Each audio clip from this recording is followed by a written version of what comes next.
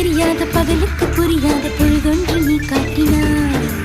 இதயத்தில் நீ இருப்பதனால் நான் தூங்கும் நேரத்தில் என்னுள்ளே தூங்காமல் நெஞ்சுக்குள் வாயாடினாய். கண்ணாடி நீ கடிகாரம் நான் உன்னுள்ளே ஓடோடி வாழ்வே.